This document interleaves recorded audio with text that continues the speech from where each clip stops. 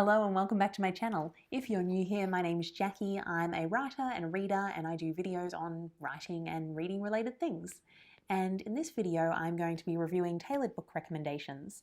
Now, if you're not familiar with TBR, it is a book recommendation service where every quarter you get 3 recommended books. These are based on your intake questionnaire where you answer questions about what you like to read, what you're looking for, what you haven't liked, and recent favorites, as well as your Goodreads history. So you actually export your history from Goodreads and upload it to the website so they can go through it. And then once a quarter, a human will go through all of your reading history and your preferences, and they will recommend 3 books to you to read based on those preferences. And the theory is that because these people are really well read, they will be able to recommend new things that you might not have necessarily discovered on your own, but that you should like because it's based on everything you've told them you're looking for. Now, this is a quarterly service, and this is actually my second quarter, so it's my second time doing a video on it. And the reason I'm doing a second video is because if you saw my first video, which I will link in the description and in a card, you'll know that my recommendations were a bit hit and miss. I got 3 books, and I think one of them was a very good recommendation for me, and the other 2 I think missed the mark a little bit. And the reason I felt like they missed the mark was because my bibliologist, I think they call them, was making assumptions about why I liked the books I said I'd liked. So one example is I said I really liked Circe and Song of Achilles by Madeline Miller. And the reason I like them is because they're beautifully written. I love the world building, but mostly I love the emotional tensions between the characters. In Song of Achilles, I love the build-up of the romance. In Circe, I really love the sibling dynamics and the very grey characters, the very flawed characters. But the interpretation my bibliologist had from that was, oh, Jackie likes Circe and Song of Achilles. She likes mythological retellings, so I'll recommend a mythological retelling for her, which she did. She recommended Gods of Jade and Shadow, I think, and I hated it. Or hate is a bit strong, but I really struggled. If I hadn't been doing a video on it, if I hadn't been trying the service, I wouldn't have finished it. I found the writing style very, very irritating. It didn't draw me in. And that was the case with another one of my recommendations where the bibliologist made some assumptions about why I liked something I said I liked and recommended something that fit those assumptions but wasn't actually why I liked the book I listed. So if you want more details on that experience, if you want to see what the survey is like and the specific things it asks, I highly recommend going and checking out that video. The reason I decided to try for a second quarter is because, one, I need more data to tell whether or not this is a good service for me. But 2, one of the people who commented on my video, I think it was Maureen Celeste or Celeste Maureen, I'm very sorry if I've gotten the name wrong, she actually said, look, there's a lot of room in the text fields that they give you, so why don't you, rather than just listing the books you liked, why don't you explain why you liked them? And I was like, brilliant, like, why not? So I actually went back through that questionnaire, and next to each of the books I listed that I liked, I gave a sentence or 2 saying this is exactly why I liked it. And I also added some books that I didn't like and explained this is why I didn't like them, including one of the recommendations they made last time. So I've just gotten my email saying that my next recommendations are ready, and I'm excited to see what they are. So what do we have here? Recommendation letter. Oh, wow. So this is really nice. I have no idea what my bibliologist's gender is. I just am assuming she. At the beginning of the letter, she wrote, "Welcome to your second round of picks. I'm sorry you didn't love your first round, but I appreciate your thorough feedback. Please feel free to update your survey responses at any time," which I did, with the how and why you love a book, or more characteristics of what you're looking for in your next read. We're always happy when customers can expand on what they're looking for so we can connect you with the best book. That said, I'm hopeful that you'll enjoy these next 3 picks. That's nice, because I was just expecting a canned response. I wasn't expecting something that personally commented on what I said, so I feel seen. I feel my $15 was worth it. So what are the recommendations? Goodbye from Nowhere. Since you asked for stories about complicated family relationships and dynamics, I think you might be intrigued by this book. Carl thinks his family is pretty great, not perfect, but awesome nonetheless. He's excited to introduce his girlfriend to his extended family, which goes well, and then he discovers his mum is having an affair and his dad knows all about it. This rocks Kyle's world, and he struggles to reconcile the family he thought he had with this new information. In his journey, he reaches out to his cousin Emily, and the 2 form an essential friendship. The book has it all: extended family antics, parental drama, and sibling relationships.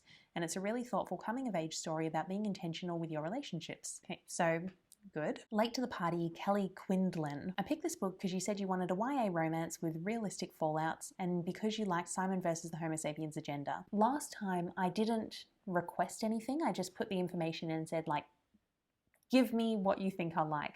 Whereas this time I'm like, okay, let's try and give a little bit more guidance. So one of the things I said was I'd really like a sweet YA romance.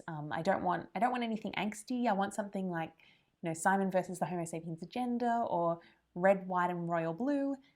It doesn't need to be a gay romance. I'm happy with hetero romances as well, but I love those two because they're so sweet and wholesome and they make my heart happy. So I'm hoping this might fall into the same ballpark. I think this one touches on themes of romance, sexuality, and friendship perfectly. Cody Teller is a lesbian and her two best friends are also queer. They spend their summers at the pool in Cody's basement, but this year her friends want to do something different. They want to go to parties and date, but Cody is uncertain. When she shows up late to a party to bail out her friends, she strikes up a friendship with Ricky, another queer teen, and finds herself joining his friend group and even finding a new crush and first love. But she doesn't tell her best friends about any of it. Okay, now that I've read that, I'm like, is it going to be romance or is it just going... Like, I wonder how central the romance is going to be, but I'm optimistic. And then The Space Between Worlds by Micaiah Johnson. I picked this book because you said you love the tight plotting of V.E. Schwab's books and the reveals and twists of the Blake Crouch's novels. Yes, I love a good plot. In fact, if we're like ranking different elements of fiction and we've got like world building, theme, characters and plot, like plot is at the top for me. I can deal with wishy-washy characters. I can deal with a world that might not be that vivid, but if there's a really clever plot, like that makes up for all of it for me. It has a fantastic plot with reveal after reveal that kept me flying through the pages. Kara is a traverser in a future where the multiverse is made possible by a large corporation. You can only travel to worlds where your doppelganger is dead. That makes Kara a valuable employee. She's had a tough upbringing and her other selves haven't survived. But when she traverses to a world where her other self has recently been murdered, she learns she's a pawn in a massive conspiracy. That sounds amazing. Yes, please. Okay, so yeah, I'm actually really excited about these recommendations. I'm far more excited than I was last time when I went through them. Like last time there was, of the 3 books, only one of them I went, ooh, that sounds really cool. So I'm feeling very optimistic and I'm looking forward to getting started with these books. I just finished reading The Space Between Worlds by Micaiah Johnson, which is about a woman who can travel between parallel universes, and she works for the company that invented the technology to do this, so this is actually her profession. And one of the catches, I suppose, with being able to travel between worlds is that you cannot travel to a world where your doppelganger is alive. If you do, you will die on arrival pretty much. And because she is a woman who's had a hard life, she's from a bad area, she is dead in all but, I think, 8 of the other worlds that exist in this book. So the world we're set in, Earth Zero, is aware of 382 other Earths, so 374 of them she can get to. The plot starts when she gets sent to Earth 175 for a job and almost dies on arrival because it turns out her doppelganger is still alive in that world and the universe is basically trying to kill her as sort of because she's a paradox. There shouldn't be 2 of the same person alive in a single world. But she survives, obviously, that's why we have a book, and she discovers that the emperor in this world is actually the doppelganger of the man who runs the company she works for back home. And this helps her uncover secrets about this man. She realizes that he might not be as altruistic as she expected, and when she gets home, she starts to realize that he actually is not a great guy, not motivated by good things, and some of his future plans are going to cause a lot of damage. So she needs to stop him. I really loved this book. I gave it 5 out of 5 stars, and I do think it was a good recommendation for me. I don't think the way my bibliologist described it, though, was accurate, or at least the book she likened it to, I didn't feel like there was that much similarity between them. So if I look at my recommendation letter, she said, I picked this book because you said you love the tight plotting of V.E. Schwab's books and the reveals and twists of Blake Crouch's novels.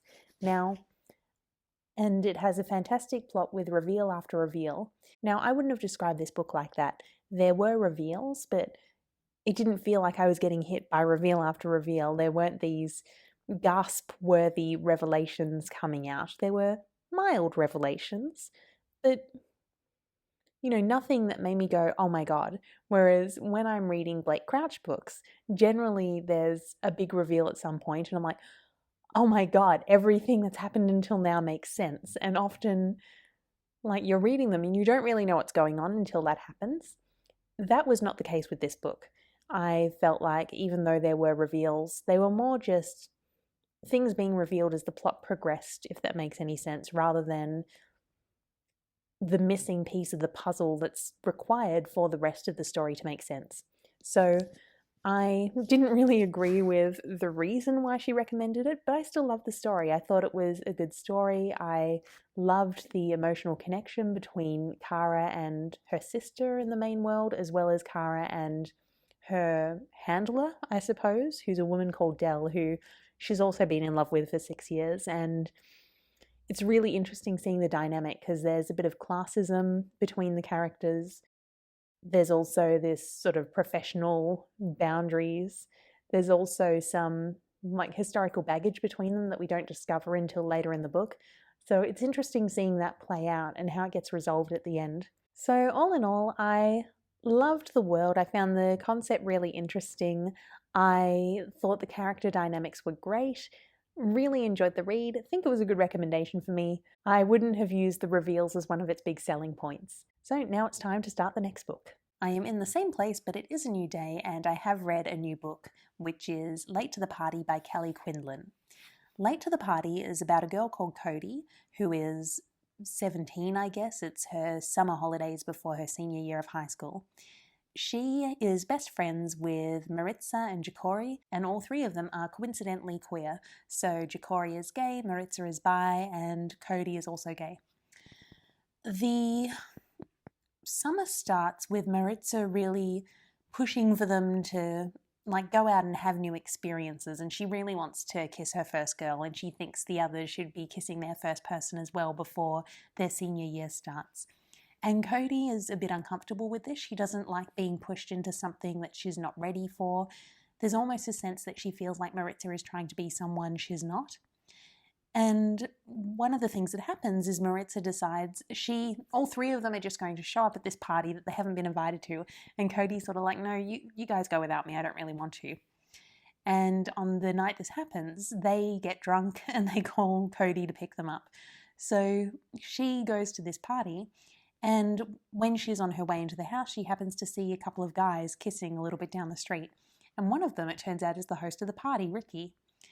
And she picks up her friends, drops them off, and the next day she goes back to sort of say hi to Ricky and help him pack up.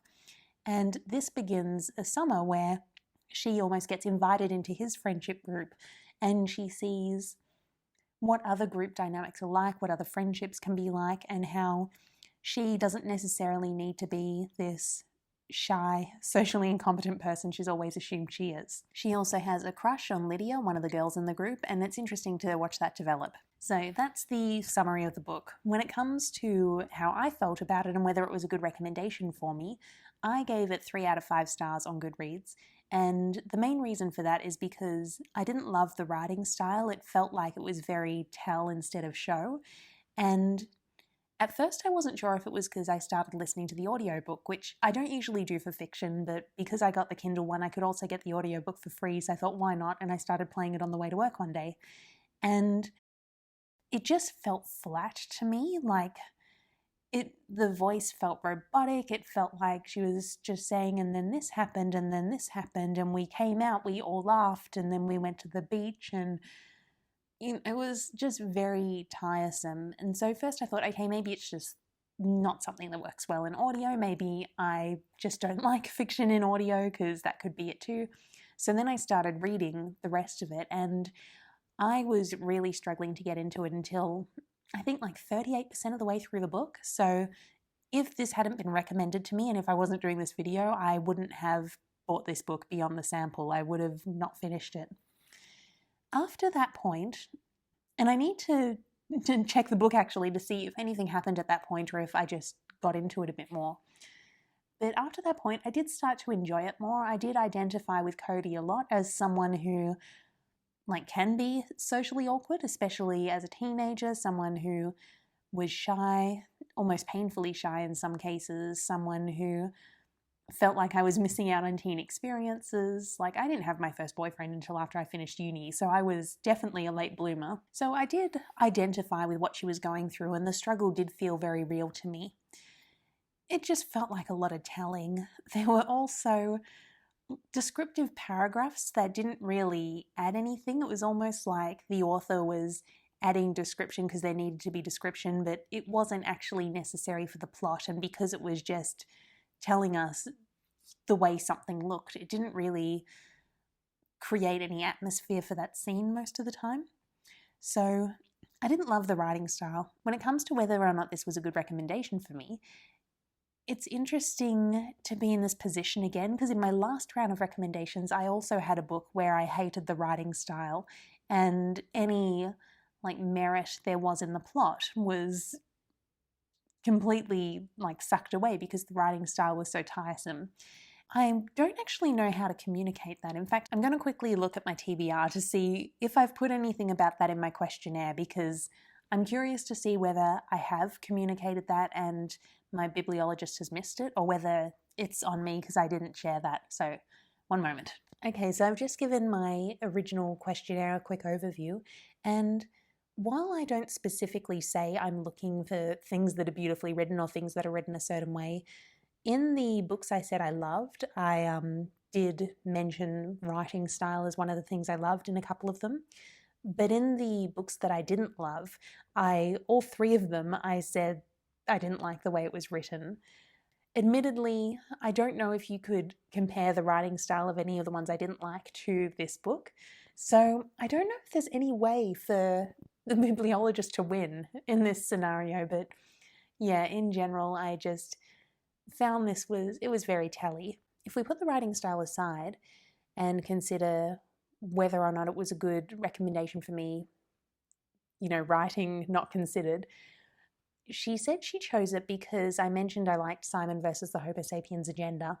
And I can see why you might compare the two, because in Simon versus the Homo sapiens agenda, there's also this dynamic with Simon and his friends and how he hasn't come out to them, even though they've been friends forever. And there's this, especially between Simon and Leah, there's this almost Leah's a bit jealous that she wasn't the first one he told, or wasn't one of the first ones he told. He already told Abby, who's a much newer friend.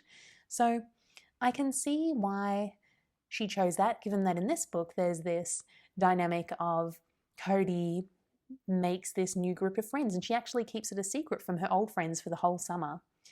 So there is that. However, I think what Simon versus the Homo sapiens agenda had was writing style. I can't help bringing it up, but writing style was very fun.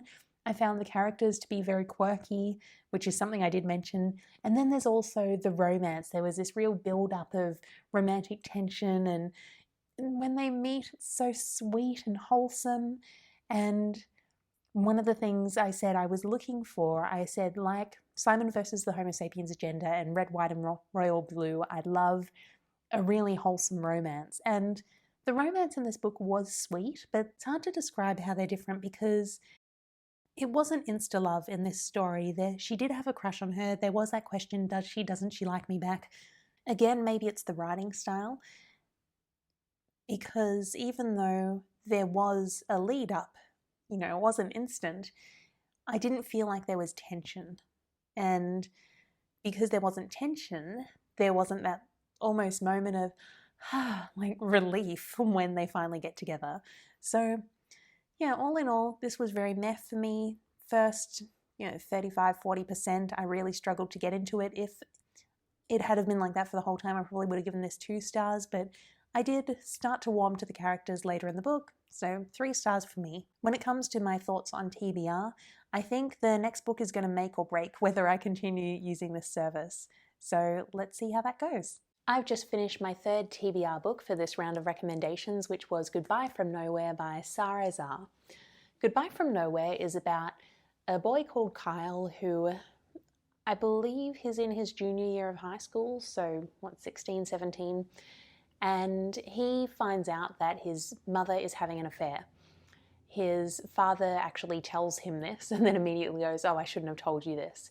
And this puts Kyle in a really difficult position because he knows, but his mother doesn't know he knows. He's supposed to keep it a secret from everyone, so he can't tell his sisters, he can't tell his girlfriend, so he ends up in a position where he basically isolates himself from everyone and life starts going downhill because he doesn't know how to basically be authentic and present in his life when he has this huge secret that's just hanging over his head. The one exception to the rule is his cousin Emily, who's the same age as him and they've been close forever. And he originally brings it up with her by saying, like, "Can I talk about, there's a secret that I can't tell you, and this is what it is in vague terms." And I can't remember what prompts him to tell her about it, but fairly early he does tell her about it and she becomes his main emotional support through the book. That's an overview of what the book is about, and I rated it 3 stars. And because of this book, I've actually decided to downgrade my rating of Late to the Party to 2 stars because this one was okay, but it was more okay than the other one. I gave it 3 stars for a couple of reasons. One is that even though it was easy to get into, and I really did identify with Kyle, like I felt so bad for him. I could totally see myself being in that position. In fact, I have been in that position. Thankfully, not hiding a secret affair, but I've been in that position when there's an elephant in the room, there's something you're not saying and you can't really live or interact authentically because, you know, it's this shadow that's everywhere that's hanging over you. So I really identified with what he was struggling with, and I could see like the impact it was having on his life. I could see that he could see the impact it was having on his life, but he didn't really know how to get out of it. And that was probably the strongest point of the book for me, that I really did identify with the main character. What I didn't like about it is, one, nothing happens in this book. It's just thinking about this situation with his parents and talking about it with Emily and struggling in life, but it was it was really just a lot of him thinking in circles, and I didn't have the patience for it. In fact, I got to about the 60% mark and I didn't know if I could keep going. And it's a shame because I feel like there could have been a bit more. I understand that the author wanted to do more of an inner story, more of an emotional story. But earlier in the book, when, like the first 35%, I'm going to say, when he found out about the affair and his sort of sabotaging everything in his life, I think that worked well because there's this sense of foreboding, like, oh my God, things are just going to keep unraveling and how bad will it get? And it doesn't really fall apart, and maybe it shouldn't fall apart because this is a 16-year-old boy and we don't want to destroy his life before it's even begun. But it felt like we were on this downward spiral heading towards doom, and doom never happened. And when he recovered from that, to an extent, he wasn't living his best life, but when he was able to start treading water, that tension was gone, and there wasn't really any other tension or suspense because, yeah, there was, will he tell his sisters and how will that go? But the biggest thing in the book was this revelation that came right at the beginning, and there wasn't really anywhere for it to go from there. The other thing that really irritated me was the relationship between Kyle and his cousin Emily. So she's the one who became his emotional rock throughout this book. And I don't have any issue with that. Like, I remember having really strong friendships when I was that age, and I don't even know how to describe it now that I'm an adult. But you know, when you have these all-consuming friendships and if anything were to happen to them, it feels like the end of the world. Like, I remember, in fact, I was younger, I would have been about 12, and one of my friends came over to visit, and her parents didn't know that my parents wouldn't be home. And for me, I don't think I was trying to hide it. It just wasn't a big deal because my parents were often out. They were doing like an MLM for many years of my childhood and teens, so they were often at conferences and things on the weekends. So for me, it wasn't a big deal not to have parents at home, but for her parents, it was a big deal. And I remember when she got picked up and they realized, and I don't remember what words were said, but it was clear that they weren't happy, and she left, and I was devastated. I was in tears because I'm like, oh my God, we're never going to be able to be friends again. So I understand being so wrapped up in these relationships when you're younger. What bothered me about the relationship though was that Kyle, he saw Emily as like this bright, shining beacon in his life, like this shining beacon in the darkness who he could always turn to. And then he got really weird about it. Like, there were all of these things where it's like, oh, don't tell her how much she means to you, and you like smile when you see her, but don't run over to say hi, and don't hug her. And maybe that's just teenage boys being teenage boys. If you're a guy, feel free to comment in the comments. But for me, I'm just like, what's wrong with telling her how you feel? She knows that you're close. Anytime you've like even half-heartedly brought it up, she's been fine with it. And I think what frustrated me was that he was acting like it was some sort of forbidden thing, which for me, I'm like, what's wrong with having close friendships and relationships? And the fact that he sort of kept thinking about it as if it was this forbidden thing, part of me, I didn't think the author was going to go in this direction, but it almost seemed like there was going to be some sort of romance between them, because why else was he making such a big deal out of it?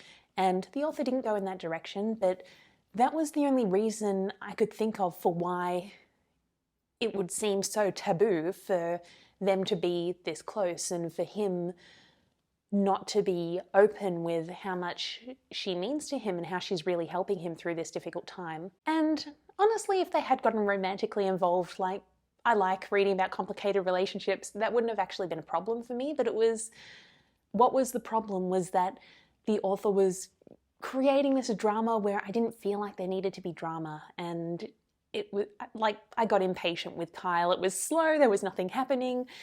I'm just like, tell her how you feel and just be open and you can be friends. And so a little bit, I actually feel like I'm getting more frustrated now talking about it than I was in the book. But anytime it came up in the book, I sort of just rolled my eyes and, hustled through that paragraph.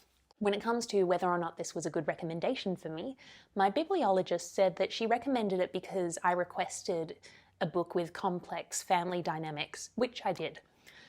I think the issue with this book is that that's all there was. Like, it was just a family, and it was difficult because of this revelation about the affair, but I feel like the dynamics don't need to be the main thing for them to be present in a book, if that makes sense. Like, you can be reading something where there's some goal or mission or thing that the book is predominantly about. Just because that's what people are working towards or fighting about, though, that doesn't mean that they're not people who have complex interactions. And I really like the complexity of family dynamics as well, because there's just so much history there. Like, when you go back home as an adult to a family event and suddenly you're 15 again and everyone sees you in the exact same way, it's like, no, I'm not like this anymore. I'm grown up and competent, and everyone still remembers the time that you did whatever you did. One thing was that there wasn't enough beyond the dynamics, and two, so for the general conflict of the book, I don't feel like the dynamics were that complex. It was a complex situation and trying to figure out how to deal with it, as opposed to, we always lock horns because this is the way we are, but we still love each other and we just don't know how to be in the same room. There was one exception, which was towards the end of the book when the entire extended family meets up for a week in the summer, which is this tradition they have because the grandparents have a farm. And they all get to the farm, and one of the granddaughters, when she arrives, just goes stomping off, and Kyle's sort of like, oh, what's that about? And they say, oh yeah, the grandparents didn't tell the other grandfather before they decided to sell the farm. And that's the sort of thing where it's like, she could stomp off and you could not know why, and you plant seeds throughout, and that's where you get the cool complex dynamics, as opposed to storm off and they just say, oh, this happened.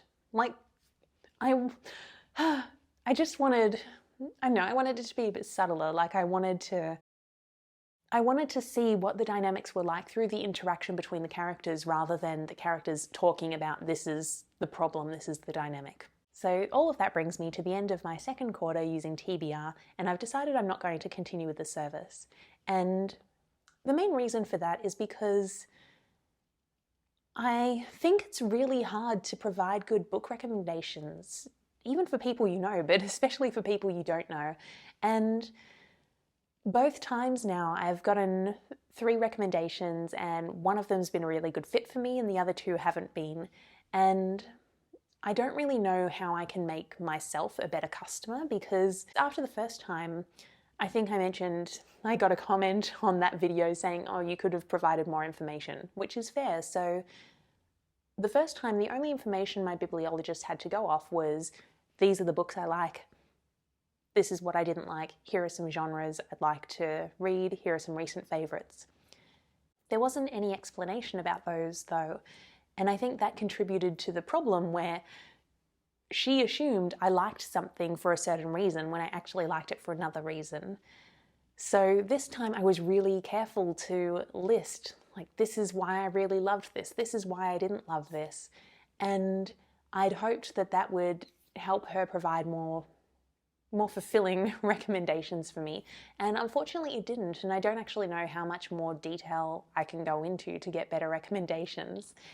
That's not to say that you shouldn't try this service though, because maybe you're not as picky as me. I never realized how picky I was until I started getting these book recommendations. But for me, I think that because I don't automatically like books in certain genres, I don't automatically like books on certain topics, like what I like is much more nuanced. It's really the writing style, the character dynamics, how clever the plot is, and those elements I like can appear in different genres and for different age groups and among different authors' works. So I think it makes it really difficult to provide a good recommendation. So that is all from me for this experiment. Now, if you've used TBR, I would love to hear what your experience was like in the comments below, and whether your recommendations were a good match for what you were looking for, whether you enjoyed them, or whether you were less than satisfied.